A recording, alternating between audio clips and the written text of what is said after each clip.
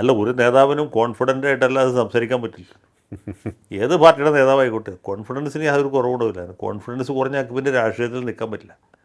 സതീശനെ സംബന്ധിച്ചുള്ള ഒരു കാര്യം കൃത്യമാണ്. പുള്ളി ഈ തെരഞ്ഞെടുപ്പ് സാഹചര്യങ്ങൾ വിശകലനം ചെയ്യുന്നതിൽ വളരെ കൃത്യമാണ്. എനിക്ക് പലപ്പോഴും സ്വകാര്യ സംഭാഷണങ്ങളൊക്കെ തോന്നിയിട്ടുണ്ട്. ഇപ്പോൾ തെരഞ്ഞെടുപ്പ് കഴിയുമ്പോൾ അദ്ദേഹം പറയും, ഇന്നിന്ന മണ്ഡലങ്ങളിൽ ഞങ്ങൾക്ക് മേൽക്കൈ കിട്ടും, ഇന്നിന്ന സ്ഥലത്ത് നമ്മൾ പുറകിൽ പോകും. ഇപ്പോൾ കഴിഞ്ഞ 5 കൊല്ലം മുമ്പ് ഇതുപോലെ തെരഞ്ഞെടുപ്പ് എടുക്കുമ്പോൾ ഇവിടെ എറണാകുളം ജില്ലയിലെ ഒരു വലിയ ചർച്ചാ വിഷയം 2020 ആയിരുന്നു. ഈ 2020 ഉണ്ടാക്കാൻ പോകുന്ന ഇമ്പാക്റ്റിനെ കുറിച്ച് ഞങ്ങൾ കണ്ടപ്പോൾ ഒരു സ്ഥലത്ത് വെച്ചിട്ട് ഒരു 5 മിനിറ്റ് സംസാരിച്ചപ്പോൾ പുള്ളി പറഞ്ഞാണ് 2020യുടെ സാന്നിധ്യം പെരുമ്പാവൂരും അതുപോലെ കോതമംഗലത്തും കുന്നത്ത് നാടും ഞങ്ങൾക്ക് ദോഷം ചെയ്യും.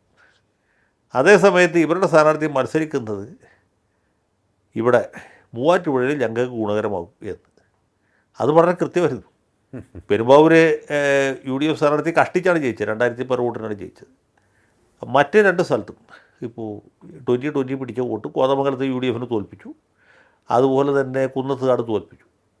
അതുപോലെ അതേ അവരുടെ സ്ഥാനാർത്ഥി പിടിച്ച വോട്ട് മൂവാറ്റുപുഴയിൽ LDFന് വളരെ ദോഷം ചെയ്തു. അവിടെ ആ കാരണത്താൽ കോൺഗ്രസ് സ്ഥാനാർത്ഥി വിജയിച്ചു. അപ്പോൾ ഇങ്ങനെ ആ ഓരോ മണ്ഡലത്തിലും ഒരു സ്ഥാനാർത്ഥി ഉണ്ടാക്കാവുന്ന ഇമ്പാക്റ്റ് എത്രയാണ്, അതിൻ്റെ ഔട്ട്കം എന്താണ് എന്നുള്ളതിനെക്കുറിച്ച് തികഞ്ഞ ബോധ്യമുള്ള ആൾ. ഇപ്പോൾ കഴിഞ്ഞ ലോക്കൽ ബോഡി ഇലക്ഷൻ്റെ സമയത്തുള്ള അദ്ദേഹത്തിൻ്റെ ഒരു പ്രവചനം ഞാൻ കണ്ടു.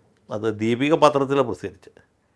അത് വളരെ കൃത്യമായിരുന്നു. അദ്ദേഹം പറഞ്ഞു, ഇന്നിന്ന ജില്ലകളിൽ ഞങ്ങൾക്ക് ഭൂരിപക്ഷം കിട്ടും, ജില്ലാ പഞ്ചായത്ത് ഞങ്ങൾക്ക് കിട്ടും, 4 കോർപ്പറേഷനുകളിൽ ഞങ്ങൾ ജയിക്കും. ആ കോർപ്പറേഷൻ പുള്ളി പേരെടുത്ത് പറഞ്ഞു, കൊല്ലം കോർപ്പറേഷൻ, കൊച്ചി കോർപ്പറേഷൻ, അതുപോലെ നമ്മുടെ കണ്ണൂർ കോർപ്പറേഷൻ, തൃശ്ശൂർ കോർപ്പറേഷൻ. കൃത്യമായിരുന്നു, വളരെ കൃത്യമായിട്ടുള്ള ആ പ്രവചനമായിരുന്നു. അദ്ദേഹം എടുത്തു പറയാൻ 2 കോർപ്പറേഷനുകൾ കൈവിട്ടു പോയി, ഒന്ന് കോഴിക്കോടും മറ്റത് തിരുവനന്തപുരം. അതുപോലെ പഞ്ചായത്തുകളിൽ ഭൂരിപക്ഷം ഞങ്ങൾക്കായിരിക്കും. 7 ജില്ലാ പഞ്ചായത്തുകൾ പേരെടുത്ത് പറഞ്ഞു, ഇന്ന പഞ്ചായത്തുകളിൽ ഞങ്ങൾക്ക് ഭൂരിപക്ഷം കിട്ടും.